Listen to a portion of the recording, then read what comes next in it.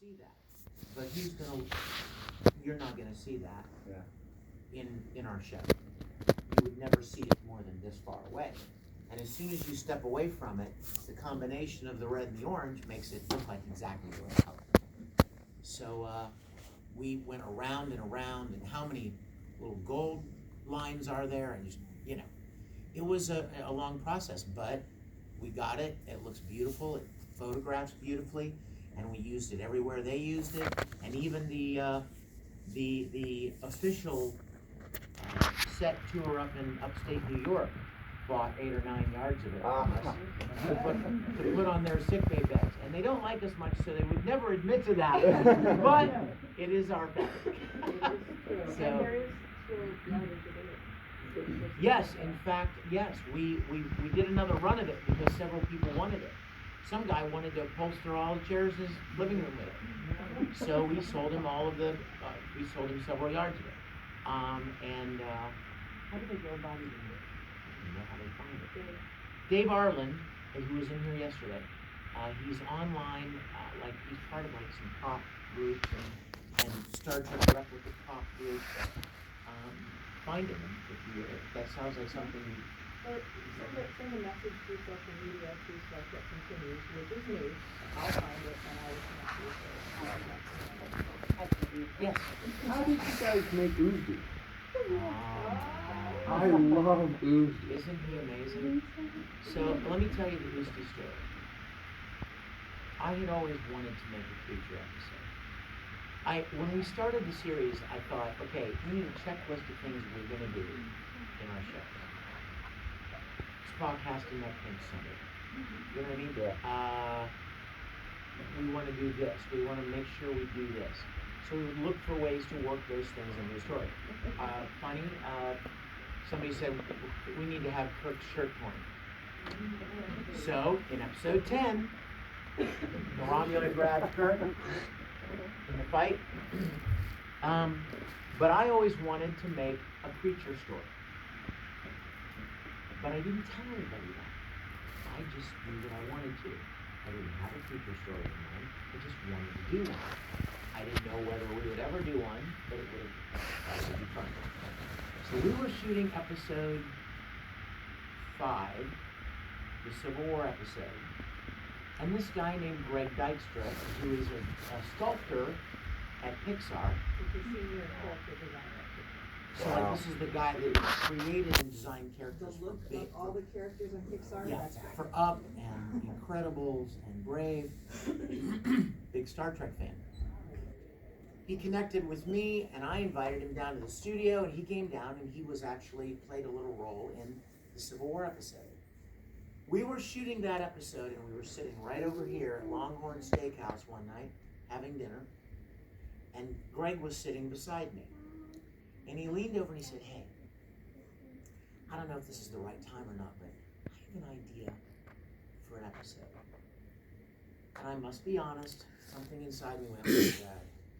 We have pitched a lot of ideas for episodes over the years, just. And when you're face to face, like if it's really bad, you can't be like, that's horrible. You have to kind of like, wow, okay, cool, wow, cool. Right? And I said, well, tell me. And he proceeded to tell me the story of a creature that busts through the hull of the ship. And it's some big, scary-looking creature, and there's this big manhunt to find it, but when they actually find it, the creature itself is scared. And there's no reason to be afraid of the creature. It's actually running from something else. And he told me the story. And he also told me, as I'm sure if you've seen the episode, you know the theme of the episode. It's like child abuse, like hitting kids and stuff.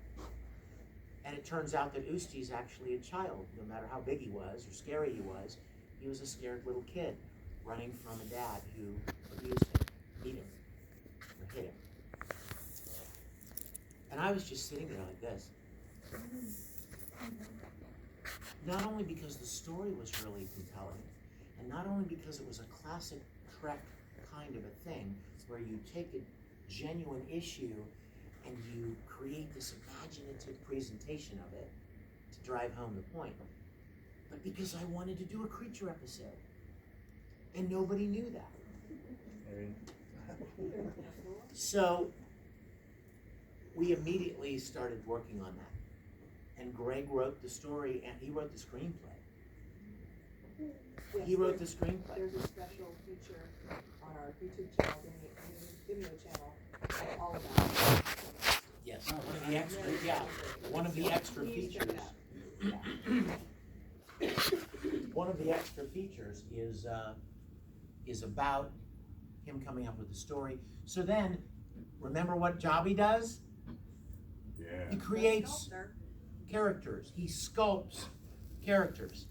So he sculpted Usti, started sending me pictures, and we started back and forth about that. And I even have like a little 15-inch resin version of him before we ever built him. Now, think about this. It's one thing to sculpt a little creature out of clay. You can do that in your room. But the creature is supposed to be 8 feet tall, obviously articulate. And when I say I wanted to do a creature episode, I wanted to do a Star Trek creature episode. In other words, a guy in a suit.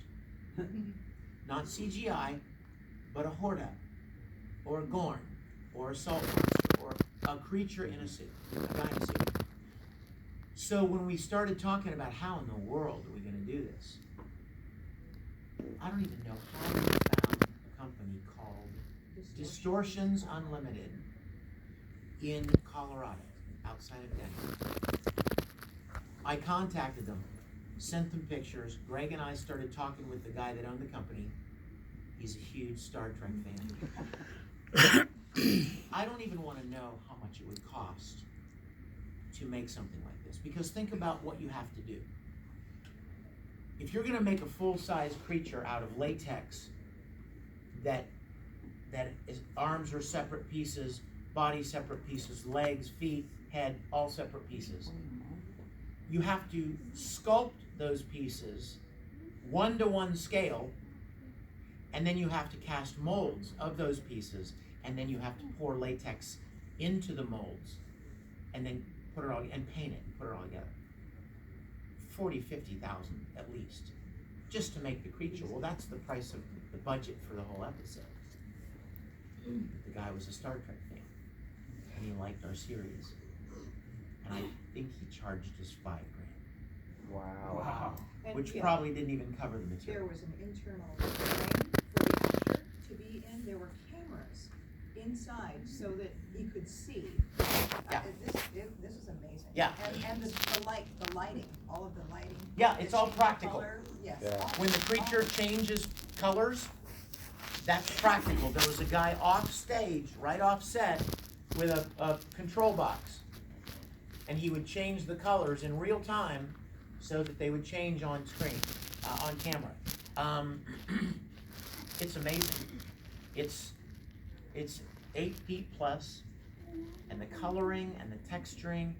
When we finished with it, we stuffed it and mounted it on a base, and he sat at the studio right at the entrance for the next 5 episodes. And right now he's in Atlanta. He was in our storage unit over here for the longest time, but now he's on his way to Atlanta, and I think ultimately Greg would like to have him back. It was the actual costume that the guy wore. But Greg and I flew out to Denver a couple of times to look at the progress and talk about how to break it up and put it together. And we had a whole little Usti team. Hannah and Ginger and Hiba probably. Yeah. 3 or 4 of our production team were the Usti team. And they would help him get into it. And one of them would follow him around with a little stool. And as soon as we were done shooting, because I mean, it was tough. He could only be in that suit for 15 minutes at a time. It was amazing. And like Damien Beer was inside the suit. I don't know if any of you are familiar with Superhero Deep Down on YouTube. He's the guy. If you haven't checked it out, it's pretty awesome. So, yeah. And he had a little television monitor mounted inside the head. And then there was a camera in the chest, and that fed the screen so we could see where he was going. Because he was completely blacked out in there. There's no way to see. Wow. That's where That's Roosty came awesome. from, and it was amazing. It was amazing. Yes, sir. Yesterday, Mr. Doohan was talking about, they asked him how it had changed his life, and I know you said that you had just planned to do one episode because you just wanted to play Kurt. And at what point, I mean, it went from that to, of course, we all knew about it, but I mean, when everybody knew about it, and Tom Hanks is talking about it. At what point did you guys realize, wow, this is a thing? I mean, people care about this. Well, as I mentioned in one of the sessions, there are a lot of Star Trek fan productions. There have been for years, and I was familiar and helped with a few of them. So when we made the first episode, we didn't know how it would be received. I mean, if 200 people had watched it and that was it, there probably wouldn't be any more. But because it was so well received, was when I started thinking, well, let's do another one. I mean, we built this beautiful studio. It would be kind of dumb to have built all of that and assembled all of this just to make one thing. But as I mentioned yesterday, I certainly couldn't afford to cover paying for everything again. So it was after the positive reception of the first episode that we decided, well, let's make another one. Well, what's it going to be about? And a friend of mine had the idea for an Orion slave girl that didn't want to be in the slave trade and was seeking asylum, escaped and was seeking asylum with the Enterprise. And it wasn't until halfway, I mean, the guy that wrote the story also wanted to write the screenplay, and he wrote the screenplay, and it wasn't what we wanted. And so I gave it to Paul Bianchi, and he revised the script and reworked it, and then halfway through the process, I came up with the idea of using Lou Ferrigno. There was not a slave trader in the original script, but Lou had expressed interest in being involved in some way, and I wanted to involve him in some way. But how do you involve a 6'6" big guy like that? You know what I mean? He can't just be crewman number 4, you know? And then I started thinking, oh my gosh, he was green as the Hulk. And Orions are green. And what if we create this new arc where her owner, who sold her to the Tellarites, comes out to claim his property? And that's how we got Lou involved. But we didn't know how far we would get. But it wasn't until we made them and they started being well received that we realized that, well, people are really enjoying these, and let's try to make more. Did you start having actors contact you wanting to be Oh involved? my gosh, yes. I still am. Eventually, A lot of people don't know that the show is done, and they'll be like, hey, I want to come and work on your sets, or I want to come and play a role, and they'll send me a link to their demo reel and stuff. Yeah. Sorry. Cass Anbar from The Expanse, who was in the finale episodes, approached James Kerwin, who was another producer-director, at the Star Trek Las Vegas show the year before that, said, how do I get on your show? And they're like, what? Never would have imagined. And he was nerding out Hell yeah. on set when we walked him around for the first time. Because see, that's the magic of classic Star Trek. Everybody today who's some big wig, who runs some billion-dollar corporation, or who's an A-list actor like Tom Hanks, or you know what I mean? When they were kids, they loved Star Trek. Before he was Tom Hanks, he was Tommy Hanks, and he was nobody, and he loved Star Trek. You know what I mean? Mm-hmm. And Seth MacFarlane was a little kid who loved Star Trek and wanted to play Captain Kirk too. And now we have Orville because he made enough money doing something that he could do. He could fulfill his little dream. All of these people have that in common. I've been contacted. I'll tell you some of the people who have contacted me that you don't know about. Greg Nicotero. You know that name? He created The Walking Dead. He's a huge Star Trek fan. And he contacted me and wants to come down and see the studio. Because when he was a kid, he loved Star Trek. And Ronald D. Moore, if you know Star Trek, you know that name. He contacted me and said, I love what you guys are doing. And we met for lunch in Studio City. And I told him about the idea for the black and white episode. And I told him the idea for our series finale. And at one point he even said, I wonder if I could clear my schedule. I'd love to come and maybe direct one for you. Oh, that would. That would have been amazing. But point being is, I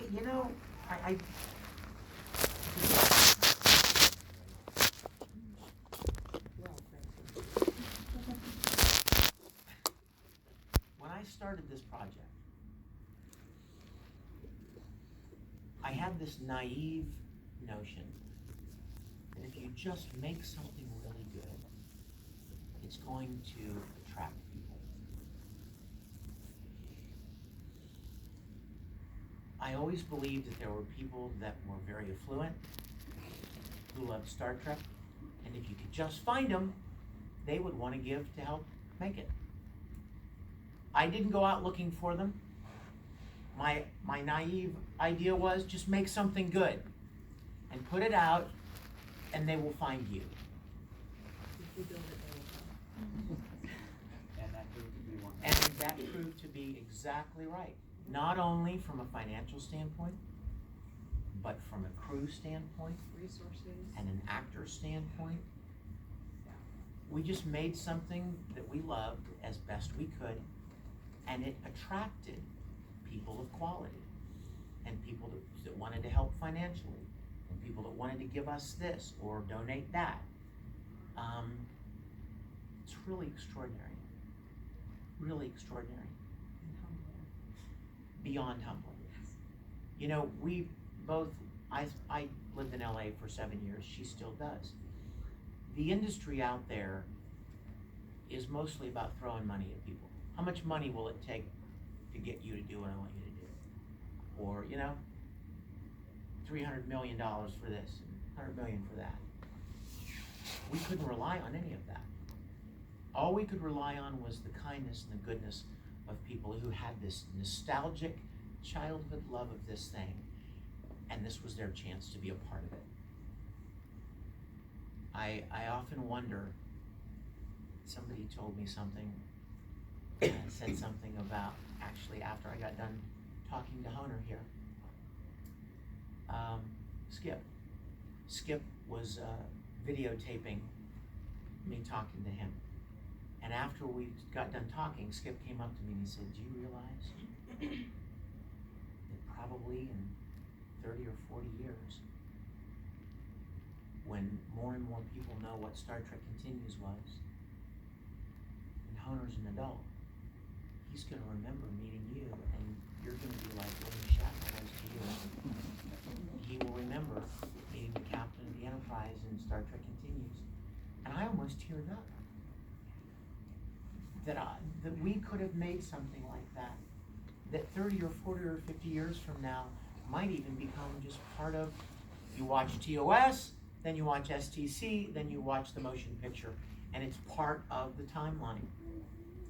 That would be an incredible privilege. Oh, I was thinking about you and the role, and I was thinking, well, he's taking the torch from William Shatner. You're carrying the torch now. Well, this was made with the desire to give as much tribute and love and appreciation to the original series as we could. And I had the chance to tell Bill that, face to face. We were having dinner at this amazing palatial restaurant on the Persian Gulf in Dubai. It was me and Bill and his wife, Elizabeth, and Gary Hassan, and Nick,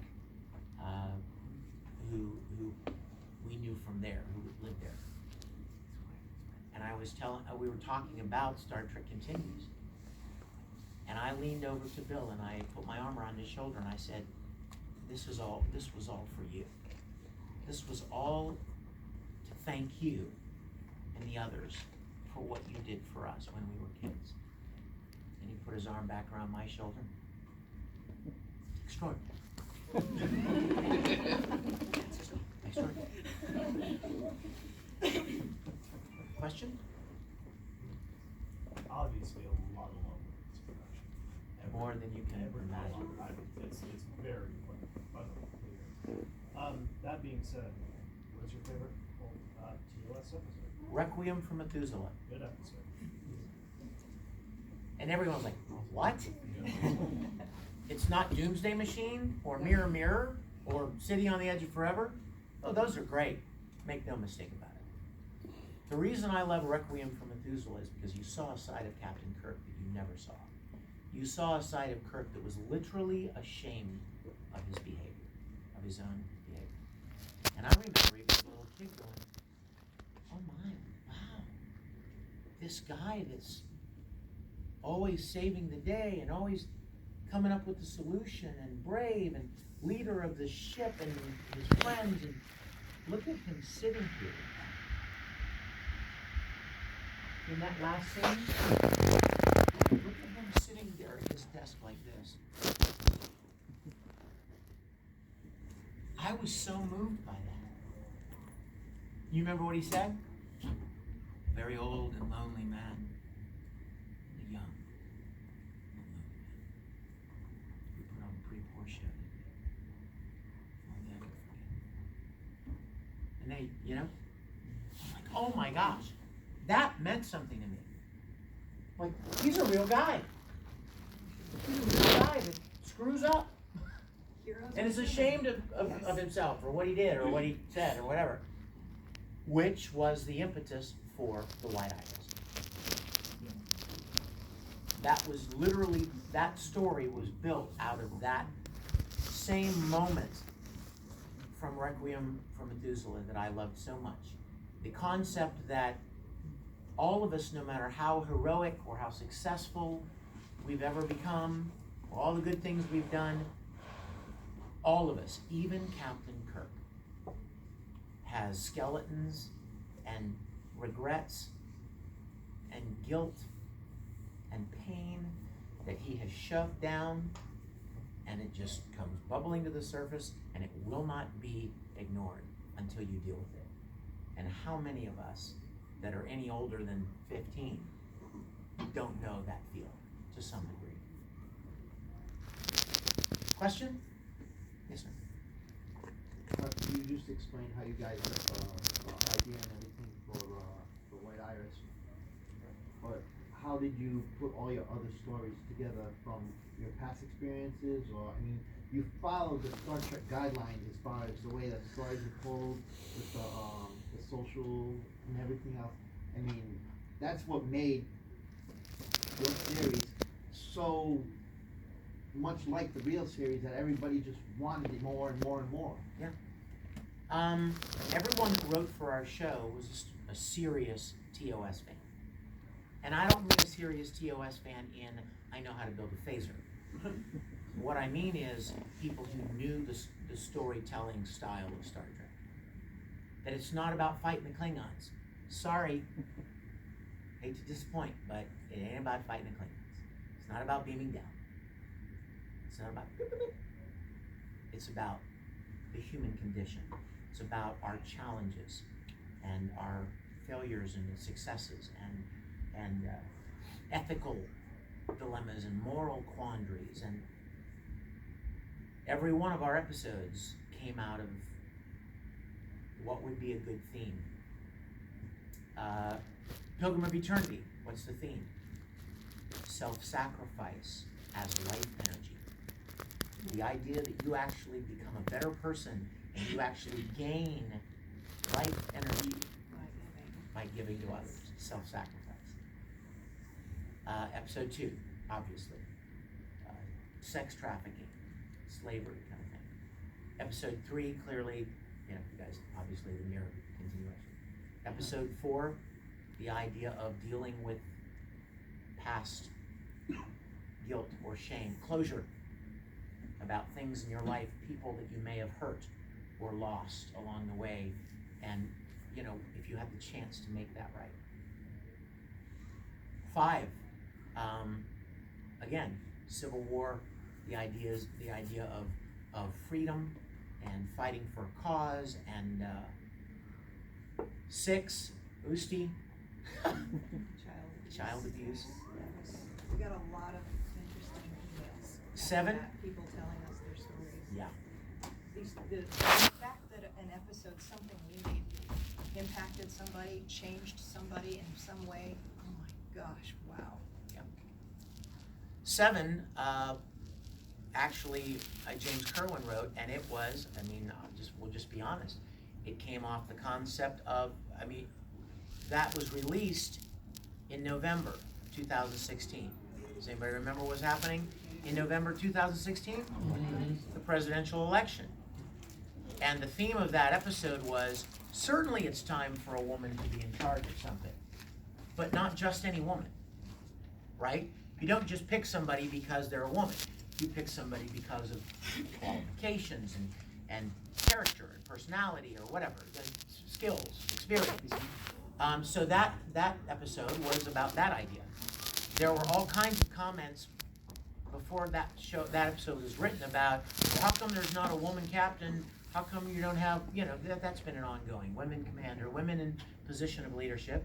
And so James thought, well, let's write one about, a starship needs a new captain, and they're going to give it to this woman, but she's got some issues, and maybe Spock is in the mix, and let's discuss that. And what I love is about that episode, we literally got emails from some people saying, I can't believe that you would make an episode supporting Donald Trump. And then we got an equal number of emails that said, I can't believe you would make an episode supporting Hillary. And we were like, yes. Exactly. We're like, that was Star Trek. Like, we did it. Exactly. Right down the middle. Give people the facts on both sides of an issue and let them think about it. That was what Star Trek did, right? It didn't beat you over the head with one single thing. It would give you a lot. And then, that was 7. 8, oh my gosh. Let's not even talk about 8. Amazing. But 9, black and white episode. Immigration. Border control. And you go back, now knowing that, go back and watch that episode and listen to what they're saying. Kirk stood there in front of the council and said, I understand your problems, madam. And I'm not suggesting that you just let anyone in. Especially those with a violent past or whatever. That's legit discussion, And she's saying we have our own problems, feeding our own people. We can't just, And on both sides of the issue, they presented the merits of both arguments. And then got the same emails. Yelling at us for both sides. It was great. Question? Became an orange was a little bit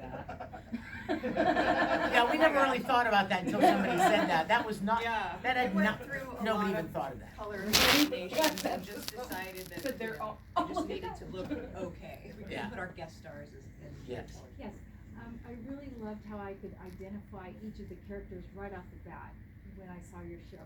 And there was one minor character that I thought, who is she? And I didn't understand why she was there. It was that Barbara Smith by Kipley. And throughout the episode, and I grew to like her through the end, and then she became this really pivotal character at the very end. Yeah. And then so I looked her up and I thought, wow, she really actually resembles this Barbara Smith character from TOS that I didn't even realize Yeah. who that was. That was James Kerwin. Did you know Barbara Smith was going to be so No. pivotal at the last? No, I will tell you what happened. When I asked James, I'd done a short film for James Kerwin. I just acted in a thing that he did. And he and I became friends, and he was a Star Trek fan. And I met him for lunch one day, and I said, I have this story idea. And I told him my story idea for episode 3. The Mirror Mirror continuation was my idea. And I said, James, would you be willing to write the script? And he said, yes, but only if you'll let me direct it. And I said, okay, deal. So he wrote episode 3, the script, the screenplay, and directed it. And he called me and said, I have a really good friend that's a big Star Trek fan, and she was actually on Enterprise. She was in an episode of Enterprise. And he said, can I plug her in somewhere? And I said, sure. So he wrote in the whole Smith-Jones thing, and she came down, and she didn't play a super huge role in episode 3, but like many of our other guest stars, she called us back and said, please, can I come back and do something, anything? And so we started working her into the stories. And then I don't know if it was James or Rob Sawyer who came up with the idea that she was actually an Esper, and she was actually touching Gary Mitchell when it happened, and it was just her activation of those powers was delayed until they got, I guess, close to the barrier or something. But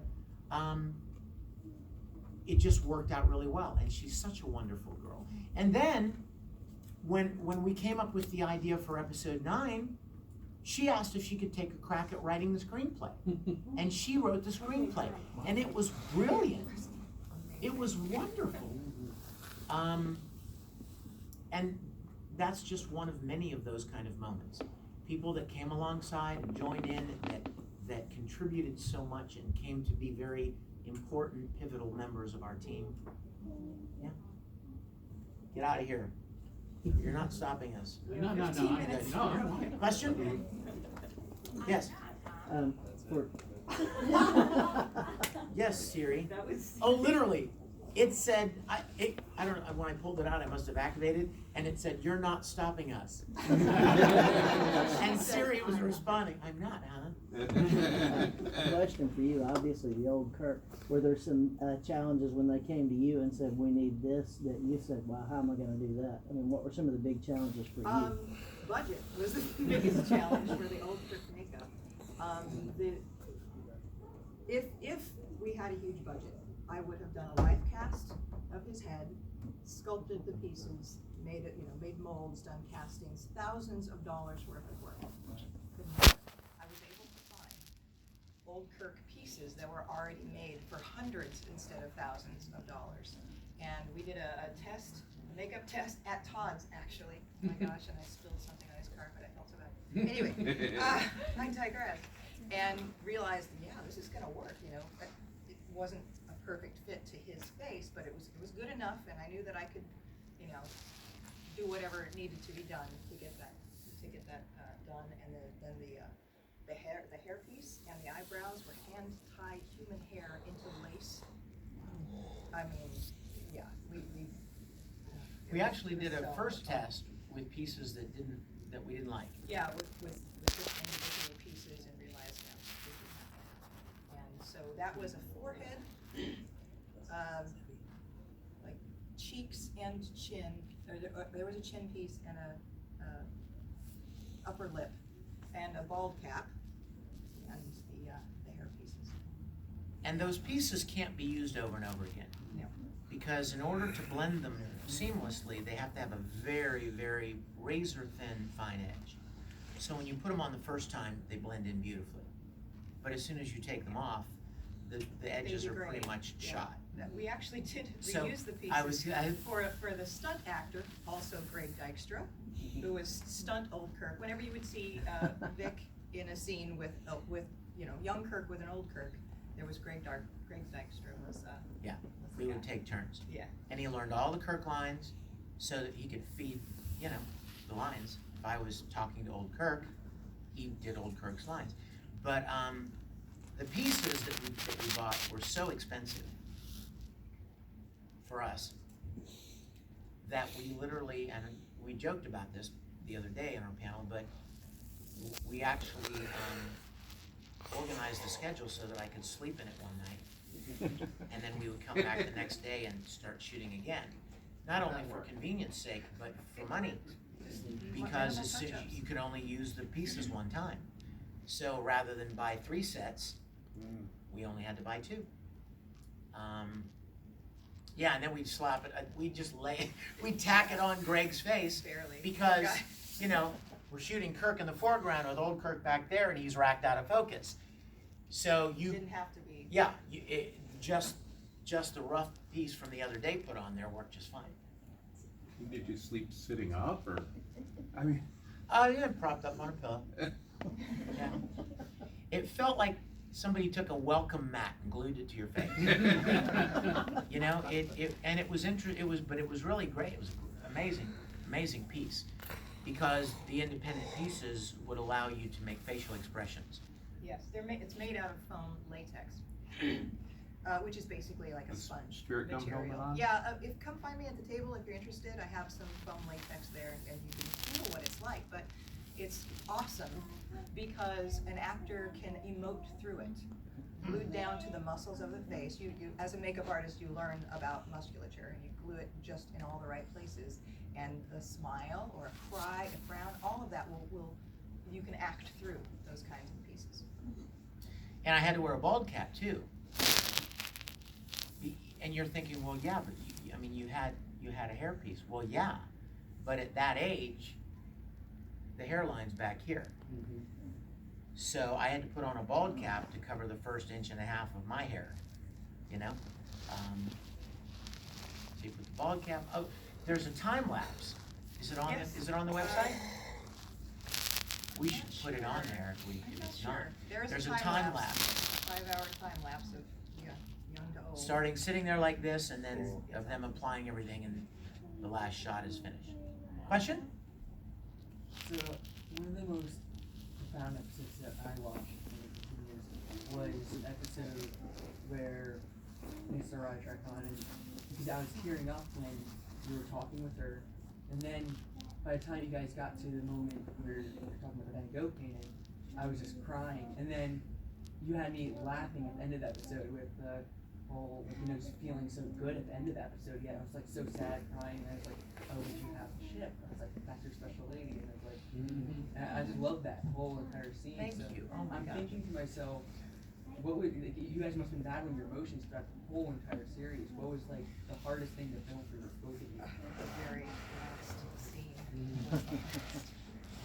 Admiral Kirk walking around the bridge with the ship saying goodbye was, it's the last thing. It was scheduled last purposefully, that was the last thing we shot on these sets.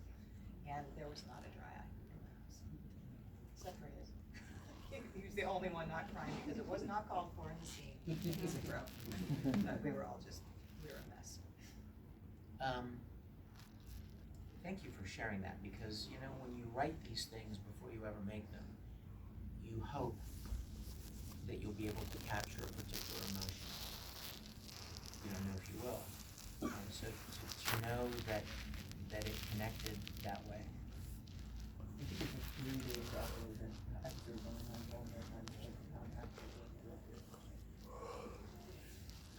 I'll let you guys in on a little trivia. Does anyone remember a movie that Jodie Foster directed called Little Man Tate? Yeah. About the little kid that was a genius, remember that? Single mom? There was a scene where she takes him to this academy for like super smart genius kids, because they want to have him at their academy, because obviously they want all these genius kids. And the woman, Diana Wiest, is the administrator of this fancy academy,